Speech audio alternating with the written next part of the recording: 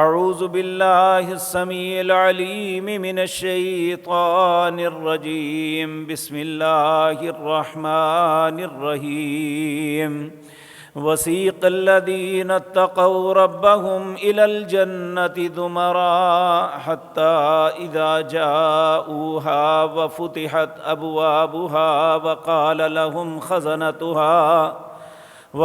لهم خزنتها سلام علیکم طبتم فادخلوها خالدین وقالوا الحمد لله الذي صدقنا وعده وأورثنا الأرض نتبوأ من الجنة حيث نشاء فنعم أجر العاملين وترى الملائكة حافين من حول العرش يسبحون بحمد ربهم وقضي بينهم بالحق وقيل الحمد لله رب العالمين۔ حضرات محترم، اللہ مالک ہزاروں کروڑوں درود سلام بھیجے پیارے نبی جناب محمد الرسول اللہ کی ذات مطہرہ پر، جنہوں نے ہر خیر کے رستے کی ہمیں خبر دی اور ہر اس رستے سے ہمیں منع کیا جس سے میرے اور آپ کا نقصان ہے، جو ہماری ہلاکت اور تباہی کا سبب ہے۔ اللہ کے پاک پیغمبر نے ہر اس رستے سے پر جانے سے ہمیں منع فرما دیا۔ نبی کریم صلی اللہ علیہ وسلم کا ایک ارشاد ہے، آپ نے فرمایا، لوگوں، اس دنیا نے اپنے ختم ہونے کا اعلان کر دیا ہے۔ یہ اعلان آج سے 1500 سال 1445 سال پہلے رسول اللہ صلی اللہ علیہ وسلم نے ارشاد فرمایا تھا کہ دنیا نے اپنے ختم ہونے کا اعلان کر دیا۔ ایک حدیث میں آتا ہے کہ دنیا نے اپنا وقت گزار لیا، جس طرح ایک دن جو ہے یہ فجر سے شروع ہوتا ہے، عصر کے وقت اس کے اختتام کا معاملہ شروع ہو جاتا ہے۔ بالکل دنیا کا معاملہ اسی طرح ہے کہ یہ اپنی اصل زندگی بسر کر چکی، اس کی بس اس طرح ہے جس طرح عصر سے لے کر مغرب کا وقت دن میں رہتا ہے، اتنی مدت اس کی بقا کی باقی ہے، پھر یہ ختم ہو جائے گی۔ اسی طرح ایک دوسری حدیث میں پیارے نبی جناب محمد الرسول اللہ صلی اللہ علیہ وسلم نے مثال دیتے ہوئے یہ بات فرمائی کہ جس طرح تمہارے گھر میں ایک برتن میں دودھ ہوتا ہے، وہ دودھ استعمال ہوتے ہوتے ختم ہو جاتا ہے، نیچے تلچھٹ چھڈی رہ جاتی ہے۔ دنیا کا معاملہ اسی طرح ہے کہ اصل سارا کچھ ختم ہو چکا، باقی بالکل وہ تلچھٹ باقی ہے۔ میرے عزیز بھائیو، جو آیت میں نے آپ کے سامنے پڑھی، اس میں پہلی بات جو مجھے اور آپ کو سمجھ آنی چاہیے وہ یہ ہے، اللہ فرماتے ہیں وسیق الذین اتقوا، کچھ لوگوں کو بڑی عزت اور احترام اور شرف کے ساتھ لے جایا جائے گا۔ وسیق الذین اتقوا ربهم الی الجنۃ زمرا، گروہ کے گروہ بنا کے جنت کی طرف لے جایا جائے گا۔ ان کی صفت کیا ہوگی؟ اتقوا، وہ اپنے دل میں خوف خدا رکھتے ہیں، وہ اچھائی اور برائی کی تمیز رکھتے ہیں۔ یقین جانیے یہ تقوی ایک ایسی نعمت ہے جو انسان کو برائی سے محفوظ رکھتی ہے۔ امام ترمذی رحمۃ اللہ علیہ نے رسول اللہ کی ایک دعا کا تذکرہ کیا ہے صلی اللہ علیہ وسلم۔ آپ نے فرمایا، نبی کریم اللہ سے یہ التجا کیا کرتے تھے، اللہم اقسم لنا من خشیتک ما تحول به بیننا و بین معصیتک۔ اے اللہ، جب تو اپنا ڈر تقسیم کرنے لگے تو اس کا کچھ حصہ مجھے بھی عطا کر دینا۔ کیوں؟ کہ جب میں گناہ کرنے لگوں تو میرے اور گناہ کے درمیان تیرا ڈر آ جائے۔ یہ تقوی ایک وہ نعمت ہے جو انسان کو عبادت کرنے سے حاصل ہوتی ہے، فرما برداری سے حاصل ہوتی ہے۔ اللہ نے روزے کی فرضیت کے متعلق فرمایا، یا ایھا الذین آمنوا کتب علیکم الصیام کما کتب علی الذین من قبلکم لعلکم تتقون۔ اے اہل ایمان، تم پہ روزے فرض کیے ہیں، اور اس روزے کو بوجھ نہ سمجھنا، یہ تو فرض اس لیے کیے ہیں تاکہ تمہارے اندر تقوی آ جائے۔ اور نماز کی ادائیگی بھی تقوی کے لیے ہوتی ہے کہ انسان کے اندر خوف خدا پیدا ہو جائے۔ ان الصلاۃ تنہی عن الفحشاء والمنکر، یہ نماز ایک ایسی نعمت ہے جو انسان کو بے حیائی اور برائی کے کاموں سے روک دیتی ہے۔ اللہ ہمیں بھی ایسا بننے کی توفیق عطا فرمائے۔ تو جنت کے حصول کے لیے، جنت میں داخلے کے لیے جو پہلی شرط اول ہے وہ ہے تقوی۔ اسی لیے رسول اللہ صلی اللہ علیہ وسلم اس کے لیے دعا مانگا کرتے تھے، اللہم آت نفسی تقواها وزکها انت خیر من زکاها انت ولیها ومولاها۔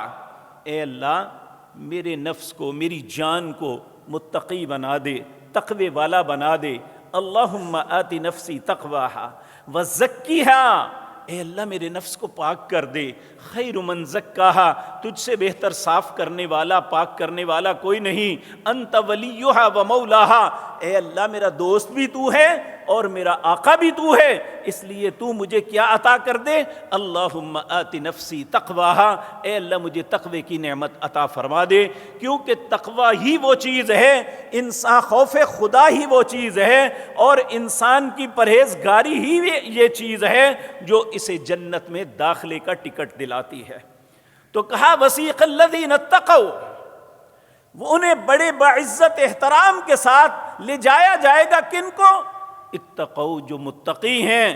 کہا الی الجنت زمرا، جنت کے اندر گروہ در گروہ، حتی اذا جاؤہا، جب یہ سب کے سب فرشتے ان کو بڑے عزت و احترام کے ساتھ جنت کے پاس لے کے آئیں گے، وفتحت ابوابها، ان کے لیے جنت کے دروازے کو کھولا جائے گا، وقال لهم خزنتها سلام، جنت کا دروغہ جو ہے، اس کا دربان جو ہے، وہ انہیں سلام پیش کرے گا۔ اللہ رب العزت اس کے حصول کے لیے ہمیں کوشش کرنے کی توفیق دے۔ تو میرے عزیز بھائیو، یہ بات یاد رکھیں، اہل ایمان جو ہیں ان کی اللہ نے ہر جگہ پہ بڑی قدر کی ہے۔ ہم بظاہر سمجھتے ہیں کہ فلاں شخص جو ہے وہ جنگ میں قتل ہو گیا، فلاں شخص شہید ہو گیا، اس کی لاش کی بے حرمتی کر دی گئی، یا فلاں شخص وہ اس کے پاس کوئی مال و دولت نہیں، لیکن اگر اس کے پاس تقوی ہے نا تو اللہ کی نظر میں اتنا باعزت ہے، جب اس کی جان کو نکالنے کے لیے وہ ملک الموت آتا ہے نا، اس سے بات کرنے سے پہلے اسے کہتا ہے السلام علیک یا عبد اللہ، اے اللہ کے بندے میں تمہیں سلام کرتا ہوں۔ پھر اس کی روح کو مخاطب ہوتا ہے، ایھا الروح الطیب کنت فی جسد الطیب اخرجی الی ربک ان ربک علیک راض، اے پاکیزہ روح، جس جسم میں تو تھی وہ بھی بڑا پاک تھا، اب نکل، تیرے رب نے تجھے بلایا ہے اور تیرا رب تجھ پہ بڑا راضی ہے۔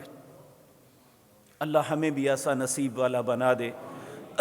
اور پھر جب یہ لوگ جنت کی طرف چلائے جائیں گے تو اس وقت بھی وقال لهم خزنتها سلام، انہیں سلام کیا جائے گا۔ جنت کا دروغہ، جنت کا دربان جو ہے انہیں سلام پیش کرے گا، وقال لهم خزنتها سلام علیکم طبتم فادخلوها خالدین، انہیں کہے گے آج کے بعد تمہیں کوئی پریشانی نہیں ہوگی، ہمیشہ کے لیے تم اللہ کے گھر، امن والے گھر جنت کے اندر داخل ہو جاؤ۔ اس وقت پھر انسان کہے گا وقالوا الحمد للہ الذی صدقنا، آج ہم شک میں مبتلا ہیں، یہ پتہ نہیں مولوی اپنے پاس سے باتیں کرتے ہیں، پتہ نہیں جنت کیا ہوگی، ہوگی بھی یا نہیں ہوگی۔ اس وقت انسان کہے گا جس نے آج یقین کر لیا، جس نے اپنے دل میں خوف خدا پیدا کر لیا، جس کے دل میں تقوی کی نعمت آ گئی، اس وقت پھر جب یہ سب کچھ ہو جائے گا، اس وقت کہے گا وقالوا الحمد للہ الذی صدقنا، تمام تعریفیں اس اللہ کے لیے ہیں جس نے صدقنا وعدہ، جس نے اپنے وعدے کو سچا کر دیا، کہ جو وعدے اللہ نے قرآن میں کیے تھے ایک بھی ایسا نہیں جو ہمارے ساتھ پورا نہ ہو رہا ہو۔ اگر موت آئی تو اس وقت عزت اور احترام سے جان نکالی گئی، اگر قبر میں گئے تو وہاں بھی اللہ نے جنت کا بستر بچھایا، اگر قبر کے اندر گئے تو اللہ نے جنت کا لباس پہنا دیا، قبر میں گئے تو اللہ نے جنت میں دروازہ کھول دیا۔ اس کے علاوہ کیا انسان کو عزت اور احترام چاہیے؟ اور اس کے بعد جب اللہ نے حساب و کتاب کیا، وَأَصْحَابُ الْيَمِينِ مَا أَصْحَابُ الْيَمِينِ فِي جَنَّاتٍ يَتَسَاءَلُونَ، اصحاب الیمین ما اصحاب الیمین فی صدر مخضود وطلح منضود وظل ممدود وماء مسکوب وفاکہۃ کثیرہ لا مقطوعۃ ولا ممنوعہ، ان کے لیے یہ ساری نعمتیں ہوگی۔ تو اللہ رب العزت اصحاب الیمین کے متعلق کہتے ہیں جب کسی کا نامہ اعمال اس کے دائیں ہاتھ میں دیا جائے گا اور انہیں بھی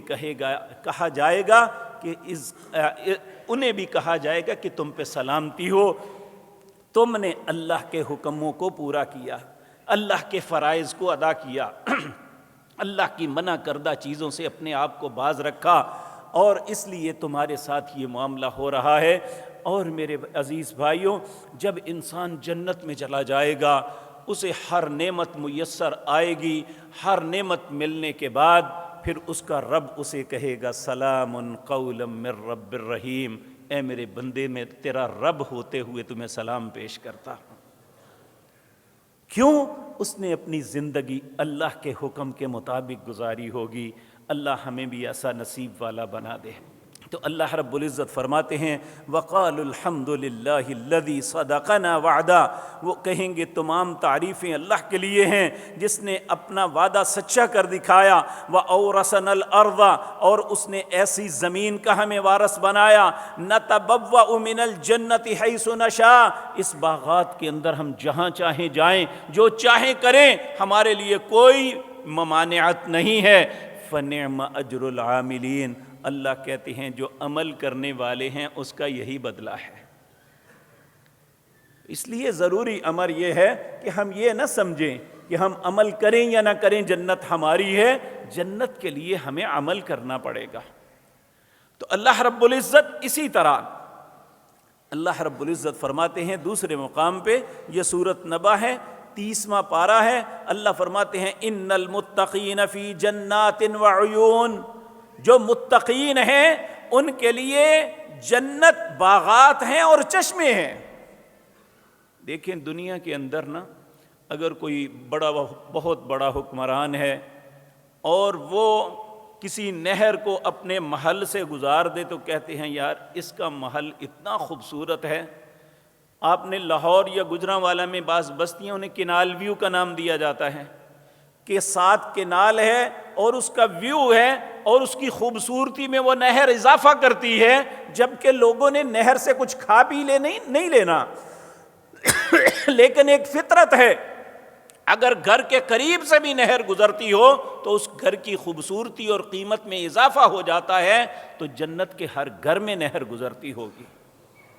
ان المتقین فی جنات وعیون، متقین کے لیے جنت کے باغات بھی ہیں اور نہریں بھی ہیں وہاں۔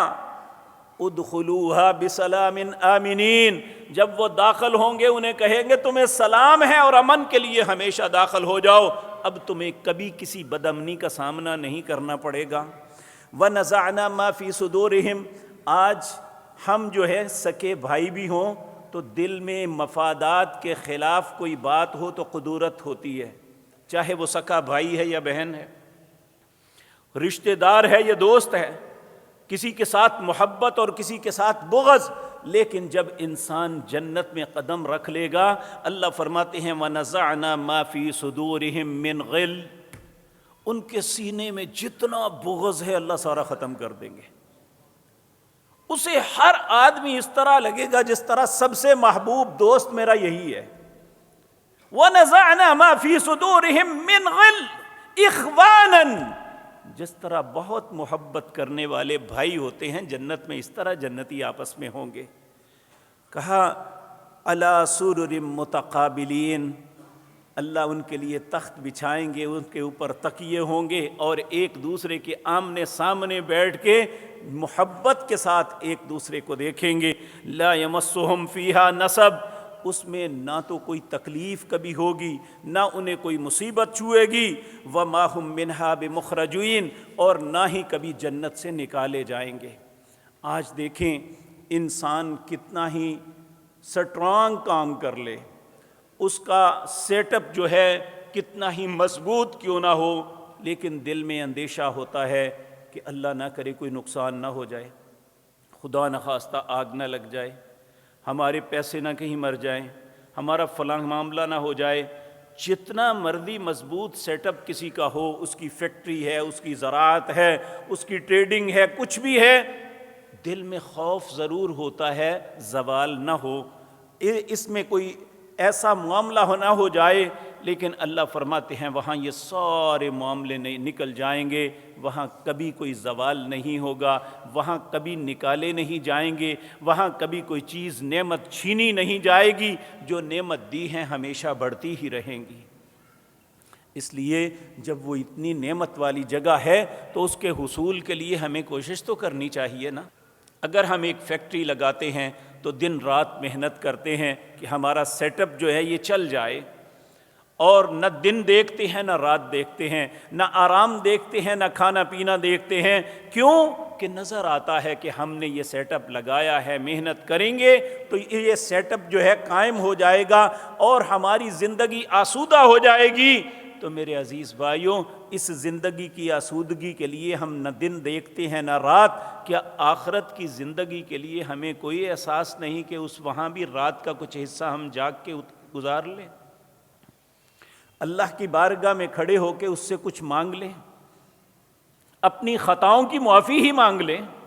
اگر ہم سمجھتے ہیں کہ اللہ نے سب کچھ دیا ہے، ہمیں کسی چیز کی ضرورت نہیں، تو اس چیز کی ضرورت تو ہے جو ہم نے خطائیں کی ہیں، کہیں اللہ ناراض ہو کے ہم پہ زوال نہ لے آئے، اللہ سے ان گناہوں کی معافی ہی مانگ لیں۔ تقویٰ تو نام ہی اسی کا ہے کہ انسان کو ہر وقت تقویٰ احساس دلاتا رہتا ہے کہ تیرا ایک رب ہے جس کے حضور تو نے پیش ہونا ہے، اور اس کی بارگاہ میں تیرے متعلق فیصلہ ہوگا۔ اور یاد رکھیں نبی کریم صلی اللہ علیہ وسلم نے فرمایا انسان پہ ایک ایسا وقت آئے گا، یہ اپنے رب کے حضور کھڑا ہوگا، 1 to 1، درمیان میں کوئی ترجمان نہیں ہوگا، اللہ اس کی زندگی کے متعلق پوچھے گا، اسے جواب دینا پڑے گا۔ میرے بھائیو، ہم تو پہلے سوال کا ہی جواب نہیں دے سکتے۔ سورت 18واں پارہ ہے، اللہ رب العزت سوال کریں گے کم لبثتم فی الارض عدد سنین، اے میرے بندے بتا دنیا میں کتنا وقت رہا؟ یہ کہے گا لبثت یوما او بعد یوم فاسأل العادین، اے اللہ ایک دن رہا یا دن کا بھی کچھ حصہ، اے اللہ جو تیرے فرشتے لکھنے والے ہیں ان سے پوچھ لے۔ اللہ رب العزت پھر جواب دیں گے قال ان لبثتم الا قلیلا لو انکم کنتم تعلمون، کاش تم جان لیتے کہ تم نے اس تھوڑے سے عرصے کے لیے کتنا بڑا نقصان کیا۔ اس وقت ہمارا کیا جواب ہوگا کہ ہماری یہ ساری زندگی جسے ہم 50 سال 60 سال 70 سال 80 سال شمار کرتے ہیں، 100 سال تک بھی شمار کرتے ہیں، جب اللہ رب العزت قیامت کی ہولناکیوں میں، قیامت کی طوالت میں ہم سے پوچھیں گے کم لبثتم فی الارض عدد سنین، ہم میں سے ہر شخص جس نے 50 60 70 100 سال بھی زندگی گزاری ہوگی وہ یہی کہے گا لبثت یوما او بعض یوم فاسأل العادین، اے اللہ ایک دن یا دن کا کچھ حصہ تیرے لکھنے والے فرشتے جو ہیں ان سے پوچھ لے۔ یقینی بات ہے ہماری زندگی کا معاملہ اتنا ہی ہے، کیونکہ اللہ کی نظر میں دن پتہ کتنا ہے، ان یوما عند ربک کالف سنہ، اللہ کے نزدیک ایک دن ہمارے 1000 سال کے برابر ہے۔ تو 1000 سال میں کتنی پشتیں ہماری گزر جاتی ہیں؟ 100 سال میں 3 سے 4 پشتیں گزرتی ہیں۔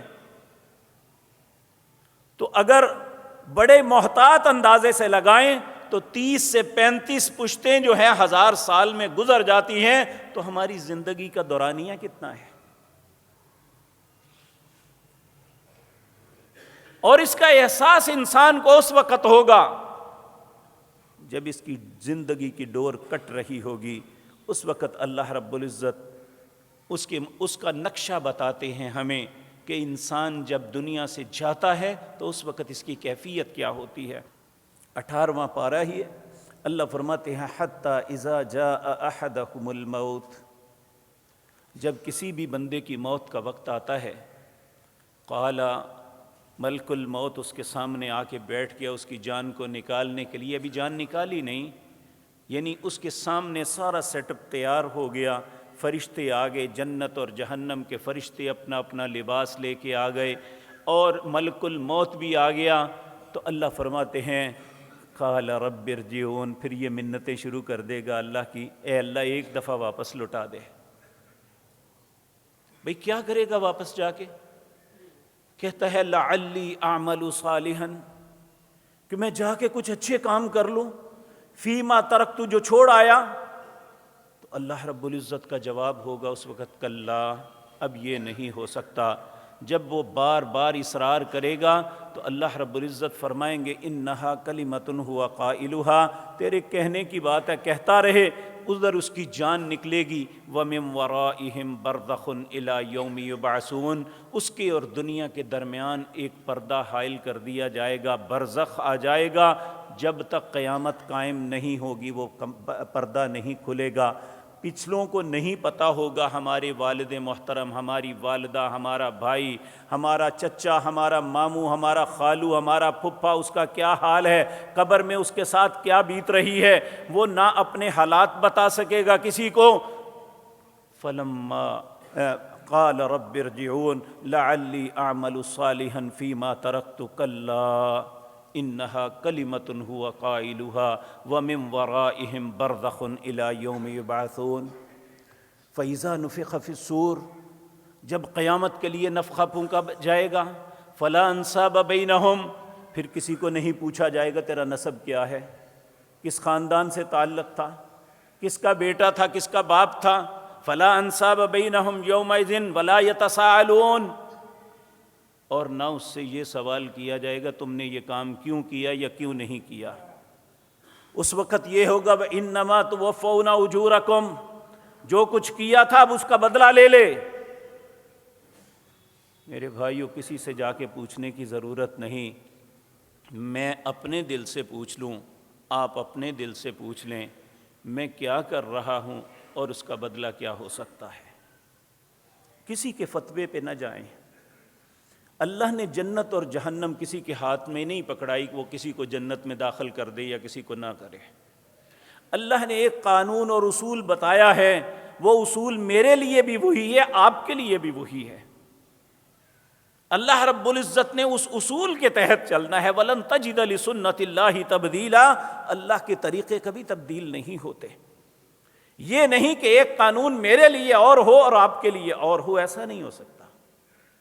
ایک انسان بڑے خاندان سے تعلق رکھتا ہے، اس کے لیے اللہ نے قانون اور بنایا ہے، اور ایک ایسے خاندان سے تعلق رکھتا ہے جو معاشرے میں اتنا مقام نہیں رکھتا، اس کے لیے اللہ نے اور قانون بنایا ہے۔ یہ دنیا کے معاملے ہیں، اللہ نے ایسا نہیں بنایا۔ اللہ رب العزت اس نے واضح طور پہ فرمایا ہے اللہ یحکم بینکم یوم القیامۃ فیما کانوا فیہ یختلفون، قیامت کا دن جب ہوگا اللہ تمہارے درمیان فیصلہ کرے گا۔ آج کوئی بھی ہے، چاہے وہ سپریم کورٹ کے چیف جج ہیں، ان کے اوپر بھی کسی نہ کسی کا بوجھ ضرور ہوتا ہے۔ وہ بعض ایسی شخصیات یا ایسے ادارے ہیں جن کی بات کو نہیں ٹال سکتے، وہ جو کہیں اس کے مطابق انہیں کرنا پڑتا ہے، چاہے وہ درست ہو یا غلط ہو۔ لیکن اللہ کی بارگاہ میں کوئی ایسی شخصیت نہیں جو اللہ کے فیصلے کو تبدیل کروا سکے یا اللہ کے فیصلے پہ اثر انداز ہو سکے، ایسا نہیں ہو سکتا۔ اور اللہ کے فیصلے انصاف پہ مبنی ہیں، نہ اللہ کسی کی محبت میں مجبور ہے اور نہ کسی کی قوت پہ خوف زدہ ہے، اسے کوئی پرواہ نہیں کسی کی۔ اللہ الصمد، اللہ بے نیاز ہے۔ ولم یکن لہ کفوا احد، اللہ کی برابری کوئی نہیں کر سکتا۔ تو اس لیے میرے عزیز بھائیوں کہ ہمیں اس کے حصول کے لیے کیا کوشش کرنی چاہیے۔ سورۃ دہر ہے، یہ جمعے کے دن فجر کی نماز کی دوسری رکعت میں رسول اللہ پڑھا کرتے تھے۔ آج بھی جو لوگ رسول اللہ کی سنتوں سے، آپ کے طریقوں سے پیار کرتے ہیں، وہ جمعے کی فجر کی نماز میں پہلی رکعت میں سورۃ سجدہ اور دوسری میں سورۃ دہر اس کی تلاوت کرتے ہیں۔ اس میں اللہ رب العزت نے ایسے انسان کے متعلق، ایسے کردار کے متعلق کہا، وَيُطْعِمُونَ الطَّعَامَ عَلَىٰ حُبِّهِ مِسْكِينًا وَيَتِيمًا وَأَسِيرًا۔ وہ شخص جو اللہ کی محبت میں، اپنا نام بنانے کے لیے نہیں، میرے پیارے بھائیو یہ بات یاد رکھیں، دنیا میں بہت سے لوگ خرچ کرتے ہیں، لیکن ایک مومن اور ایک مسلمان کے خرچ کرنے اور ایک منافق یا کافر کے خرچ کرنے میں فرق یہ ہوتا ہے، منافق یا کافر اپنے نام کو اونچا کرنے کے لیے خرچ کرتا ہے، اپنی تعریف کروانے کے لیے خرچ کرتا ہے، یا اپنے مفادات کے حصول کے لیے خرچ کرتا ہے، لیکن ایک مومن آدمی اپنے رب کی محبت میں خرچ کرتا ہے۔ وَيُطْعِمُونَ الطَّعَامَ عَلَىٰ حُبِّهِ، وہ کھانا کھلاتے ہیں اللہ کی محبت میں، کن کو؟ مسکیناً، مسکین کو۔ مسکین کون ہے؟ ایک شخص مزدوری بھی کرتا ہے لیکن اس کے پاس اتنے پیسے نہیں ہوتے وہ اپنے گھر والوں کی کفالت اچھے طریقے سے کر لے، اس کو مسکین کہتے ہیں۔ وہ یتیمن، یتیم وہ نابالغ بچہ یا بچی جس کا والد اس کے سر سے اٹھا لیا گیا، جب تک وہ بالغ نہیں ہوتا وہ یتیم ہے، تو کہا یتیم کو کھلاتے ہیں۔ وہ اسیرا، اور جو قیدی ناجائز قید کر دیے جاتے ہیں انہیں کھلاتے ہیں۔ وَيُطْعِمُونَ الطَّعَامَ عَلَىٰ حُبِّهِ مِسْكِينًا وَيَتِيمًا وَأَسِيرًا، پھر وہ پتہ کیا کہتے ہیں؟ إِنَّمَا نُطْعِمُكُمْ لِوَجْهِ اللَّهِ، ہم نے جو کھلایا یہ تو اپنے رب کو راضی کرنے کے لیے تھا۔ لَا نُرِيدُ مِنْكُمْ جَزَاءً وَلَا شُكُورًا، ہمارا ارادہ ہرگز یہ نہیں کہ تم ہمیں کوئی بدلہ دو، یا یہ بھی نہیں کہ تم ہمارا شکریہ ادا کرو، یہ بھی ہماری مرضی نہیں ہے۔ ما اريد منکم جزاء ولا شکورا انا نخاف من ربنا یوما عبوسا قمطریرا۔ یہ ایسا کون کرتے ہیں کہ مال اپنا کمایا، خود محنت سے کمایا، حلال طریقے سے کمایا، لیکن اپنا مال ان غریبوں پہ، مسکینوں پہ، یتیموں پہ، اسیروں پہ خرچ کر کے اپنے رب کو راضی کرتے ہیں۔ اور وہ کون کرتے ہیں؟ جس دن کی جو ہے فساد، جس دن کی برائی ہر طرف پھیل جائے گی اس دن سے ڈرتے ہیں۔ پھر اللہ رب العزت فرماتے ہیں وَجَزَاهُمْ بِمَا صَبَرُوا، اب ان کا بدلہ میں کیا دوں گا؟ جو انہوں نے دنیا میں صبر کیا۔ اس صبر پہ ائمہ مفسرین نے لکھا ہے، صبر یہ ہے کہ ایک آدمی یہ بدکاری کر سکتا ہے، اس کے پاس خوبصورت چہرہ، جسم، تندرستی، طاقت، قوت، وسائل سب کچھ ہیں، اس نے صبر کیا، برائی سے بچایا اپنے آپ کو۔ وہ حرام کھا سکتا تھا لیکن اس نے اپنے آپ کو حرام سے بچایا۔ وہ لوگوں کی طرح شراب پی سکتا تھا لیکن اس نے اپنے منہ کو شراب سے گندا نہیں کیا۔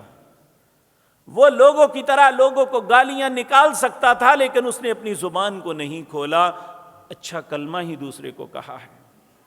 یہ صبر ہے جو انسان کے سامنے جب بھی دو راستے آتے ہیں، ایک حلال ہے چاہے وہ مشکل یا آسان، اور دوسرا حرام ہے، وہ حرام کے معاملے میں صبر کر جاتا ہے۔ تو اللہ فرماتے ہیں وَجَزَاهُمْ بِمَا صَبَرُوا، جنہوں نے صبر کیا اب ان کا بدلہ کیا ہے؟ جنتاً وحریرا، باغات ہیں اور ریشم کے لباس ہیں۔ آج مرد کو کہا کہ تم ریشم کا لباس نہیں پہن سکتے، مرد کو کہا تم سونے کا زیور نہیں پہن سکتے۔ جب آج ان باتوں پہ صبر کر لیا تو قیامت کے دن جنت کے اندر ایک شخص کو رنگ پہنی ہوئی رسول اللہ نے دیکھی، وہ گولڈن کی سونے کی رنگ تھی۔ آپ نے فرمایا اگر چاہتے ہو کہ اللہ جنت میں تمہیں زیورات سے مزین کرے تو آج اس سے باز آ جاؤ۔ اس نے اتارا اور پھینک دیا۔ کسی نے کہا اٹھا لو اور کسی کام میں لے آؤ، کہا جس بات سے رسول اللہ نے منع کیا مجھے اس چیز کی ضرورت ہی نہیں ہے۔ کیا ہم میں بھی یہ ہمت ہے؟ ہم بھی تو اسی نبی کا کلمہ پڑھتے ہیں نا. ہم تو کہتے ہیں کوئی بات نہیں جی، سسرال نے پہنائی تھی ان کی نشانی ہے. العیاذ باللہ، اللہ ہم پہ رحم فرمائے. تو میرے عزیز بھائیو، یہ صبر کہا وَجَزَاهُمْ بِمَا صَبَرُوا جَنَّةً وَحَرِيرًا مُتَّكِئِينَ فِيهَا عَلَى الْأَرَائِكِ،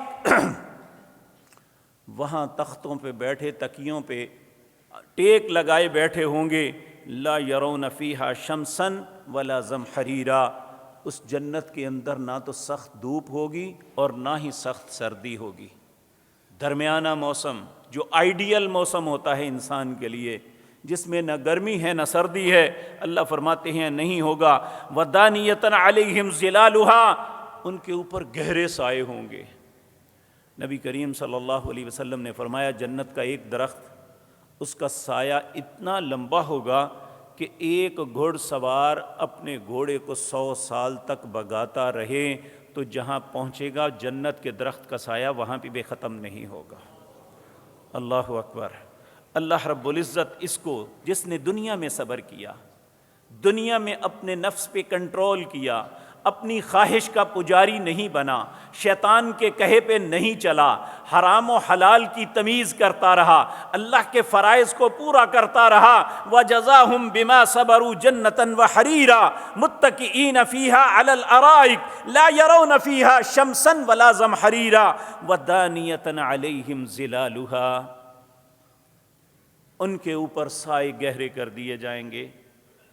اور وَذُلِّلَتْ قُطُوفُهَا تَذْلِيلًا، آج اگر کسی پھل کو دل چاہے تو پہلے ڈھونڈنا پڑتا ہے کہ اپنی مرضی کا پھل ملے، پھر اس کو خریدنا پڑتا ہے، پھر اسے گھر لا کے دھو کے کاٹ کے کھانا پڑتا ہے. اللہ فرماتے ہیں یہ جنت میں صرف سوچے گا میں نے فلاں کھانا ہے، اللہ اس پھل کو سامنے کر دیں گے. اللہ فرماتے ہیں وَذُلِّلَتْ قُطُوفُهَا تَذْلِيلًا، اللہ سارے پھلوں کو اس انسان کے تابع کر دیں گے. ادھر اسے سوچ آئے گی کہ میں نے فلاں چیز کو کھانا ہے تو اللہ رب العزت اس کو اس کے تابع کر کے سامنے کر دیں گے.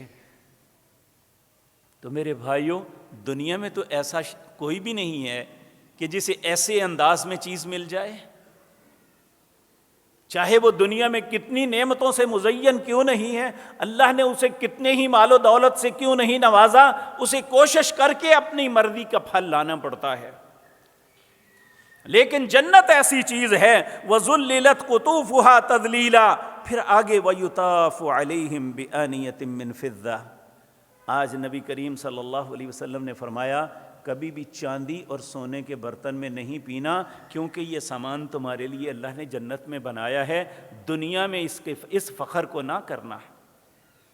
دنیا میں حرام ہے چاندی کے برتن میں کھانا پینا اور سونے کے برتن میں کھانا پینا، یہ حرام ہے. یہ جو ہم مثال دیتے ہیں نا، یہ سونے کا چمچہ لے کے پیدا ہوا، یہ غلط مثال ہے، یہ اچھی نہیں ہے. کیونکہ یہ کفار کا وتیرہ ہے کہ وہ دنیا کو جنت سمجھ کے یہ سب کچھ کرتے ہیں. ایک ایماندار صبر کرتا ہے، اس کے پاس وسائل بھی ہیں، لیکن وہ صرف اس لیے ان برتنوں میں نہیں کھاتا پیتا کہ میرے رب نے اب منع کیا ہوا ہے. اسی کا نام صبر ہے کہ وہ دنیا میں اپنے آپ کو کنٹرول میں رکھتا ہے کہ جہاں میرے رب کا حکم، میں اس کی اطاعت کے لیے اسی وقت تیار ہوں. اللہ ہمیں بھی ایسا مسلمان بنائے. پھر اللہ فرماتے ہیں وَيُطَافُ عَلَيْهِمْ بِآنِيَةٍ مِّن فِضَّةٍ، چاندی کے برتنوں میں انہیں جو ہے پلایا جائے گا. وَأَكْوَابٍ كَانَتْ قَوَارِيرَ مِن فِضَّةٍ، وہ اتنی چمکتی ہوئی چاندی ہوگی جس طرح شیشہ کے کرسٹل برتن ہوتا ہے، اس طرح اللہ شیشے کی طرح وہ چاندی کے برتن بنائیں گے. پھر اللہ فرماتے ہیں قَدَّرُوهَا تَقْدِيرًا، اور جتنی مقدار اسے چاہیے اسے اتنی ہی ملے گی. آج دیکھیں ہم بعض اوقات اپنے ہاتھ سے سالن، پانی، مشروب ڈالتے ہیں، ہمیں پتہ نہیں ہوتا کہ میں پی سکوں گا یا نہیں، یا میں اتنا کھا سکوں گا یا نہیں. بعض اوقات وہ کم پڑ جاتا ہے اور بعض اوقات ہمارے سے زیادہ ہو جاتا ہے، ہم وہ چھوڑ دیتے ہیں. لیکن جنت میں اللہ رب العزت ہر انسان کو جو کھانا اور پینا عطا کریں گے وہ اتنا ہی ہوگا جتنی اس کی طلب ہے، اور اس کی طلب کو اللہ جانتا ہے۔ میں خود اپنی طلب کو نہیں جانتا کہ اس وقت میں کتنے نوالے کھا سکوں گا یا کتنے گھونٹ پانی پی سکوں گا۔ بعض اوقات انسان کو احساس ہوتا ہے میں بڑا پیاسا ہوں، جب پانی پینے لگتا ہے چند گھونٹ پینے کے بعد دل بھر جاتا ہے۔ تو یہ اللہ فرماتے ہیں قدروہا تقدیرا، اس کی مقدار کے مطابق اسے عطا ہوگا۔ وَيُسْقَوْنَ فِيهَا كَأْسًا كَانَ مِزَاجُهَا زَنْجَبِيلًا، اور اسے پلایا جائے گا اس میں زنجبیل کی ملاوٹ کی جائے گی۔ زنجبیل سنڈ کو بھی کہتے ہیں، ادرک کو بھی کہتے ہیں۔ جو لوگ حج اور عمرے کے لیے جاتے ہیں عموماً وہ ڈھونڈتے پھرتے ہیں، یہ ہمیں گاوا کسی سے مل جائے نا، انسان نے کچھ بھی کھایا پیا ہو تو وہ جب گاوا پیتے ہیں نا وہ ادرک کا یا سنڈ کا، تو سارا ایسے جسم فریش ہو جاتا ہے، جسم کی جتنی تھکاوٹ ہے نکل جاتی ہے، ختم ہو جاتی ہے۔ تو وہ گاوا اللہ فرماتے ہیں وَيُسْقَوْنَ فِيهَا كَأْسًا كَانَ مِزَاجُهَا زَنْجَبِيلًا، ہم زنجبیل ملے ہوئے پانی کو انہیں پلائیں گے۔ ہمارے ایک بزرگ عالم دین تھے مولانا محمد علی سمسام رحمۃ اللہ علیہ، یہ ایک درس دینے کے لیے کاموکی میں تشریف لائے ہوئے تھے۔ فجر کی نماز کے بعد درس دیا اور بیٹھے، انہوں نے پوچھا کہ بزرگوں کیا پئیں گے؟ کہنے لگے کہ اللہ رب العزت نے سورۃ انسان میں کہا کہ جنت میں انسان کی مہمانی جو ہے زنجبیل کے کعبے سے، زنجبیل کے مشروب سے کی جائے گی، مجھے آپ سنڈ کا یا ادرک کا کعبہ پلا دیں۔ وہ جلدی جلدی بندہ دوڑایا، جاؤ جی کسی طرح کعبہ بنا کے لاؤ۔ وہ گیا، چند منٹ گزرے تو پوچھنے لگے وہ بندہ آیا نہیں ہے؟ کہا نہیں جی ابھی آتا ہوگا۔ تھوڑی دیر پھر گزری، پھر کہا وہ بندہ آیا نہیں ہے؟ انہوں نے کہا نہیں بزرگوں ابھی تو آ جاتا ہے، آپ تھوڑی دیر انتظار کر لیں۔ کہنے لگے اسے منع کر دو، اللہ ہمیں جنت میں ہی پلائے گا، اور جان نکل گئی۔ یعنی ایسے لوگ بھی ہوتے ہیں۔ یقین جانیے ان چیزوں کو پڑھنا اور ان کو اپنے دل میں جگہ دینی یہ ایک ایمان کی علامت ہے۔ انسان کے اندر اس کے لیے پھر جستجو پیدا ہوتی ہے، اگر جنت میں اللہ دے گا تو کچھ میں ذائقہ اس کا بھی آج چکھ کے دیکھ لوں، اس کے فائدہ کیا ہوگا؟ کیونکہ اس صورت کے آغاز میں اللہ نے فرمایا وَيُسْقَوْنَ فِيهَا،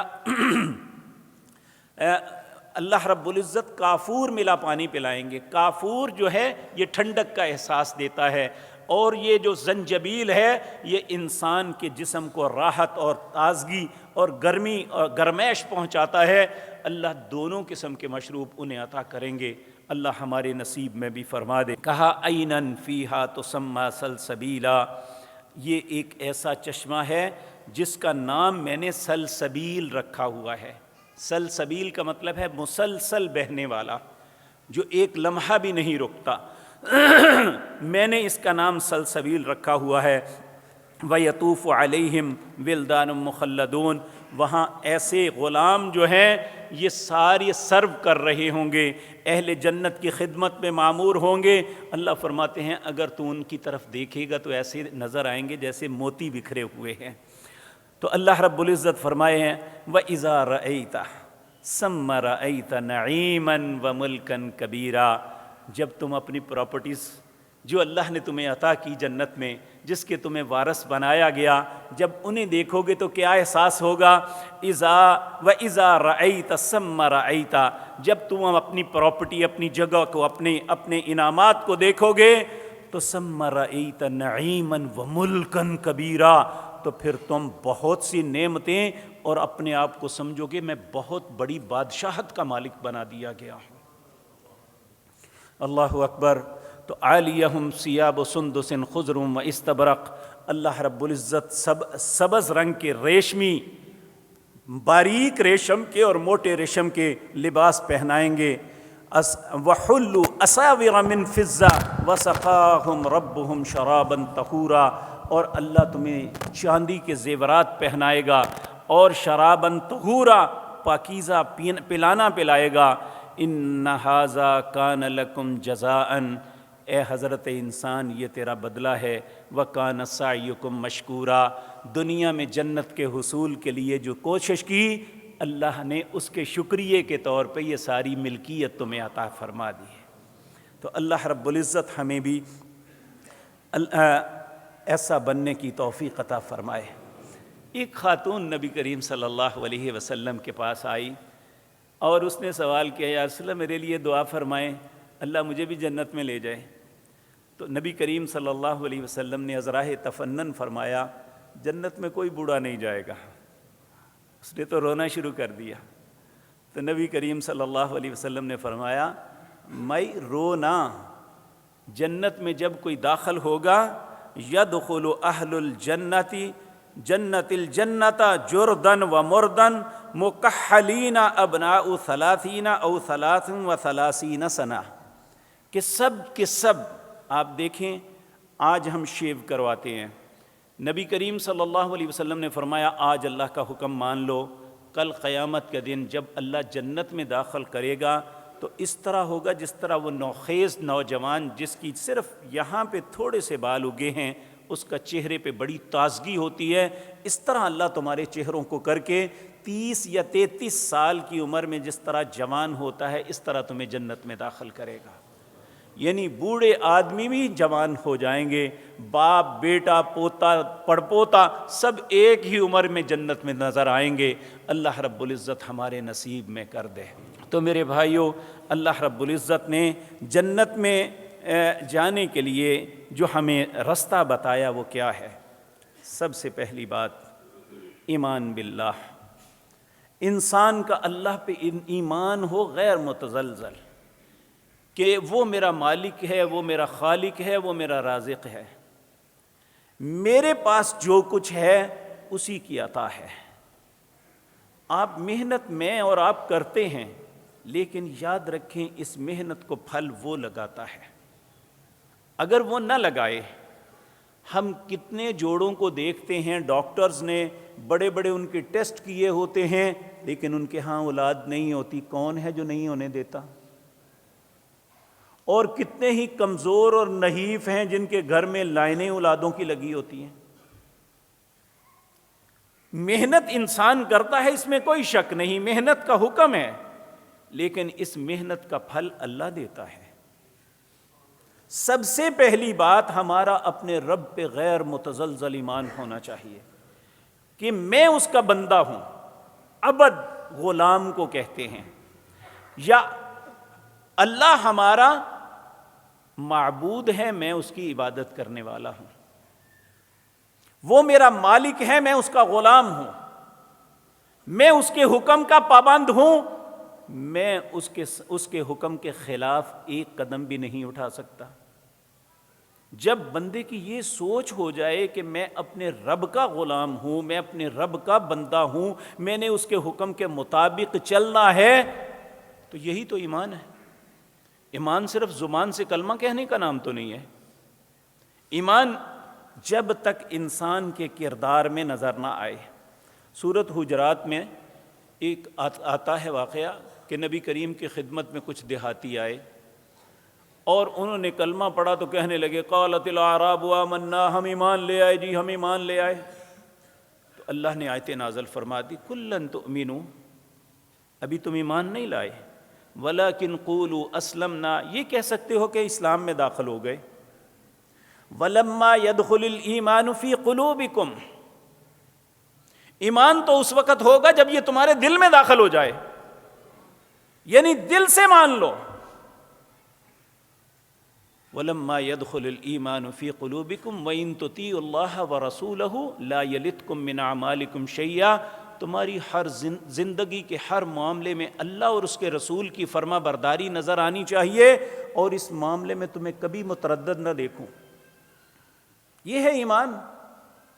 لیکن ہم تو اپنی زندگی کے کتنے ہی معاملے ہیں، ہمارے سامنے اللہ کا حکم ہوتا ہے ہم نہیں مانتے، ہمارے سامنے رسول اللہ کا حکم ہوتا ہے ہم نہیں تسلیم کرتے، ہم کہتے ہیں جی کر لیں گے کوئی بات نہیں، ہم اس پہ ذرا برابر احساس ہی نہیں ہوتا ہم کس کی مخالفت کر رہے ہیں۔ اللہ رب العزت مجھے اور آپ کو ہدایت نصیب فرمائے۔ تو میرے عزیز بھائیوں، اللہ رب العزت جو ہیں، دوسری بات، اللہ نے کچھ فرائض ہمیں دیے ہیں کہ ان فرائض کو تم نے پورا کرنا ہے۔ یہ فرائض وہ ہیں جن کا تذکرہ نبی کریم صلی اللہ علیہ وسلم نے کیا، کہا بنی الاسلام علی خمس، اسلام 5 چیزوں سے بنتا ہے۔ نمبر 1 شہادت اللہ الہ الا اللہ وان محمد الرسول اللہ صلی اللہ علیہ وسلم، کہ تم شہادت دو کہ اللہ کے علاوہ کوئی الہ نہیں اور محمد اللہ کے بندے اور اس کے رسول ہیں صلی اللہ علیہ وسلم۔ دوسرا اقام الصلاۃ، نماز کو ادا کرنا۔ تیسرا ایتاء الزکاۃ، اگر مال دیا ہے اللہ نے تو زکوٰۃ دینی۔ وتصوم رمضان، رمضان آئے تو روزے رکھنے۔ وتحج البیت من استطاع الیہ سبیلا، اگر اللہ نے استطاعت دی ہے تو حج کرنا ہے۔ یہ فرائض ہیں جو پورے کرنے۔ نبی کریم کے پاس ایک اعرابی آیا، آ کے کہنے لگا یا رسول اللہ، ہم گاؤں کے لوگ ہیں، زیادہ باتیں نہیں یاد رکھ سکتے، تھوڑی سی بات بتا دیں، اللہ ہمیں جنت دے دے، جہنم سے بچا دے۔ آپ نے فرمایا ان تعبد اللہ ولا تشرک بی شیئا، صرف اللہ کی عبادت کرنا، اس کے ساتھ کسی کو شریک نہ ٹھہرانا۔ کہنے لگا ٹھیک ہو گیا جی، اور آپ نے فرمایا دن اور رات میں 5 وقت نماز اللہ نے فرض کی ہے، اور اس کے فرائض 17 رکھتے ہیں، 2 فجر، 4 ظہر، 4 عصر، 3 مغرب، 4 عشاء، 17 رکھتے ہیں جو فرض ہیں۔ اس کے علاوہ نوافل سنن ہیں ساری۔ اس نے کہا مجھے اس کے علاوہ بھی کچھ پڑھنا ہے، تو نبی کریم نے فرمایا اگر پڑھو گے تو وہ نفل ہوگا، وگرنہ یہ فرائض تمہارے لیے کافی ہے۔ پھر اس نے کہا جی کچھ اور؟ آپ نے فرمایا اگر اللہ نے مال دیا ہے تو 40 میں سے 39 اپنے پاس رکھنا، ایک اللہ کے رستے میں دے دینا، یہ فرض ہے تم پہ۔ اس نے کہا مجھے اس کے علاوہ بھی کچھ دینا ہے؟ آپ نے فرمایا اگر دو گے تو وہ نفل ہوگا۔ پھر آپ نے فرمایا، اس نے کہا کہ مجھ پہ کچھ اور بھی چیز ہے؟ آپ نے فرمایا رمضان کے روزے رکھنا۔ کہا رمضان کے علاوہ بھی کوئی روزہ رکھنا ہے؟ آپ نے فرمایا وہ رکھو گے تو وہ نفل ہوگا، وگرنہ یہ فرض یہی ہے۔ اس وقت ابھی حج فرض نہیں ہوا تھا، تو اس نے کہا جی کچھ اور؟ آپ نے فرمایا مسلمانوں کے ساتھ خیر خواہی کرنا۔ کہنے لگا والذی بعثک بالحق، اس ذات کی قسم ہے جس نے حق کے ساتھ آپ کو، اللہ کی قسم نہ اس سے کم کروں گا نہ زیادہ کروں گا، یعنی فرائض کو ادا کروں گا۔ یہ کہہ کے چل پڑا۔ تو نبی کریم صلی اللہ علیہ وسلم نے اپنے ساتھیوں سے کہا من سر رہا، کوئی شخص یہ بات پسند کرتا ہے کہ وہ اہل جنت میں سے کسی کو دیکھنا چاہے تو اسے دیکھ لو، اگر یہ سب کچھ کرے گا۔ تو یہ دین جو ہے یہ کوئی مشکل کام نہیں ہے۔ ہم نے سوچ لیا ہے شاید دین بہت مشکل ہے، تھوڑی سی محنت پہ جنت ہے اگر ہم کر لیں، تھوڑے سے صبر پہ جنت ہے اگر ہم کر لیں، وگرنہ دوسرے رستے تو ہم نے اپنائے ہوئے ہیں۔ اللہ ہر مسلمان پر رحم فرمائے، ہم سب کو جنت کے رستے پہ ڈال دے۔ اللہ نے زندگی اور توفیق دی تو کچھ اعمال اور بھی آپ کے سامنے عرض کروں گا، جن اعمال کے سبب اللہ انسان کو جنت کا وارث بنا دیتا ہے۔ اقول قولی ھذا واستغفر اللہ۔